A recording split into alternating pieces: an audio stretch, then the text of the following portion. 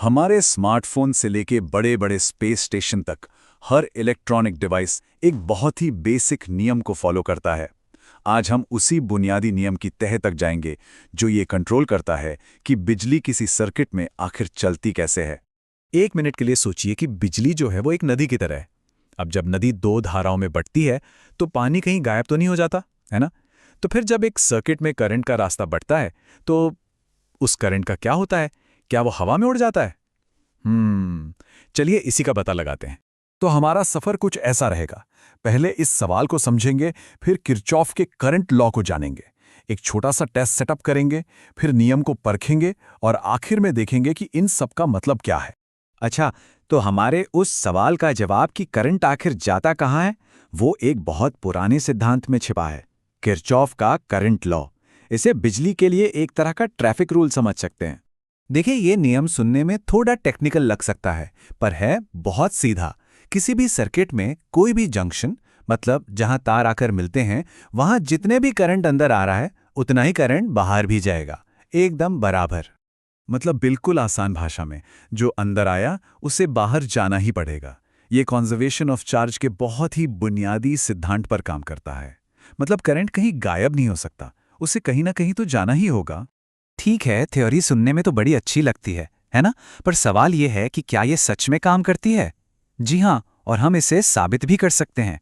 ये कोई सिर्फ किताबों में लिखा नियम नहीं है, इसे एक सिंपल से एक्सपेरिमेंट से परखा जा सकता है, ठीक वैसे ही जैसे हमारी सोर्स मटेरियल में दिखाया गया है।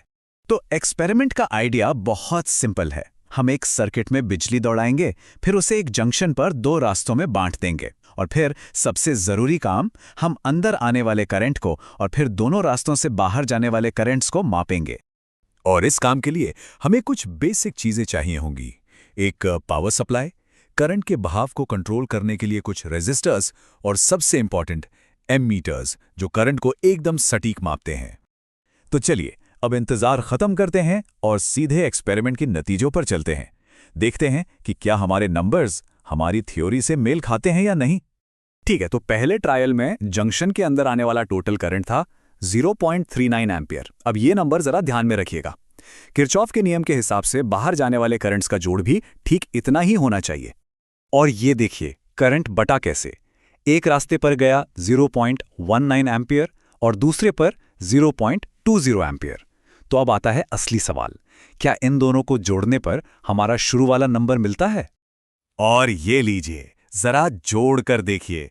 0.19 प्लस 0.20 होता है ठीक 0.39। इनकमिंग करंट और आउटगोइंग करंट एकदम बराबर। पहला टेस्ट कामयाब। लेकिन रुकिए, क्या ये सिर्फ एक तुक्का था? साइंस में हमें नतीजों को दोहराकर देखना होता है, तो इसीलिए पावर सप्लाई को थोड़ा और बढ़ाकर एक और टेस्ट किया गया।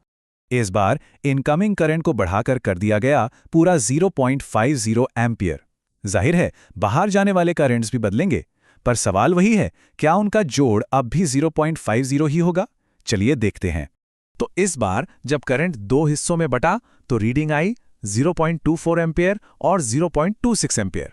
चलिए एक बार फिर से हिसाब किताब करते हैं। और नतीजा एक बार फिर एकदम परफेक्ट। 0.24 और 0.26 को जोड़ें तो बनता है 0.50, बिल्कुल वही जो इनकमिंग करंट था। तो ये बात पक्की हो गई कि करंट चाहे कितना भी हो, किरचॉफ का नियम काम करता है। ये कोई इत्तेफाक नहीं है, ये एक पक्का नियम है। तो हमने ये तो साबित कर दिया कि नियम काम करता है, पर सो व्हाट? मतलब इसका हमारी असली दुनिया में क्या लेना देना है? ये इतना जरूरी क्यों है? ये जो सीधी सी बात है ना कि आने वाला करंट बराबर है बाहर जाने वाले करंट के, ये सिर्फ एक फैक्ट से कहीं ज्यादा है। ये वो बुनियाद है जिस पर हमारी आज की पूरी टेक्नोलॉजी टिकी हुई है। हमारे हाथ में जो स्मार्टफोन है, उससे लेकर इंटरनेशनल स्पेस स्टेशन तक, हर एक इलेक्ट्रॉनिक सर्किट को डिजाइन करते वक्त इसी नियम को सबसे पहले ध्यान में रखा जाता है। यही नियम इंजीनियर्स को ये समझने में मदद करता है कि बड़े बड़े सिस्टम्स में बिजली कैसे बहेगी। इसके बिना हमारे पास भरोसेमंद इलेक्ट्रॉनिक्स हो ही नहीं सकते थे।